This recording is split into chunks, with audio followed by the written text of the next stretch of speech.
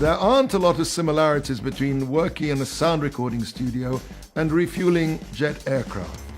In a studio, you get a chance to meet a lot of very ordinary people whom fame has made their breakfast cereal the subject of serious media analysis, and in an airport, you get to meet a lot of large metal aeroplanes.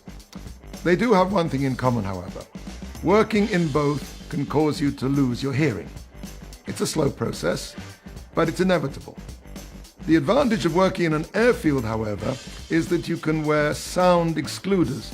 In a studio, the band would be most insulted to find their producer working on their latest masterpiece with large yellow mufflers, much as their masterpiece may deserve mufflers, and the larger the better. Eventually, after many hours, sitting in front of giant loudspeakers, listening to electric guitars with enough treble on them to part your hair at 6 feet, you'll start to lose the sensitivity of the high frequencies of your hearing. Then you start to lose the ones lower down, and so on.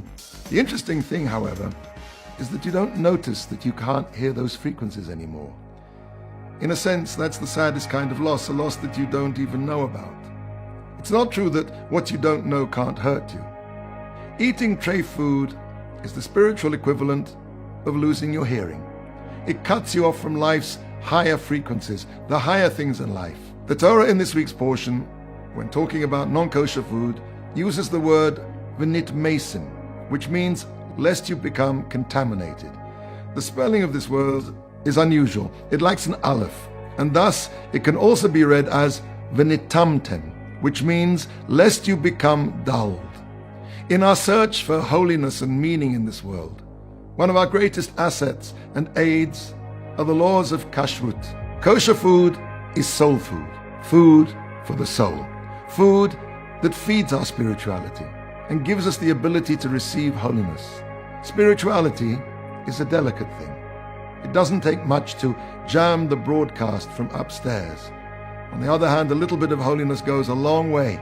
As the Torah teaches, you shall sanctify yourselves and you shall become holy. When we sanctify ourselves by controlling what goes in and comes out of our mouths, God will elevate us to become His holy nation.